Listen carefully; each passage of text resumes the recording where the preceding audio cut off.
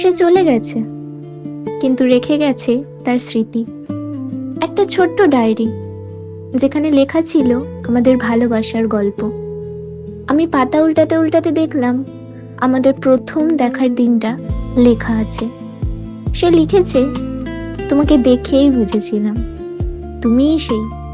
তোমার হাসিটা আমার মনকে ছুঁয়ে গেছে। আমি হাসলাম, আর মনে পড়লো আমাদের শেষ দেখাটার কথা। সে বলেছিল, আমি চলে যাব, কিন্তু তোমাকে ভুলবো না, তুমি আমার সবচেয়ে বড় ভালোবাসা। আমি বলেছিলাম, আমিও না, তুমি ছাড়া আমার জীবন অসম্পূর্ণ।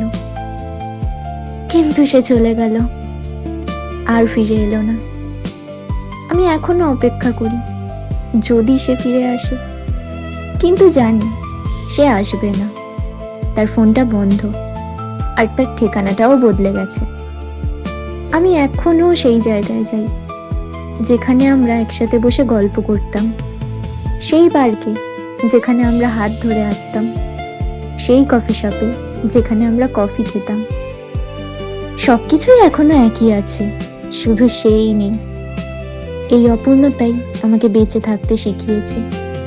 আমি এখনো তার স্মৃতি নিয়ে বেঁচে আছি, আর অপেক্ষা করি, যদি সে একদিন ফিরে আসে।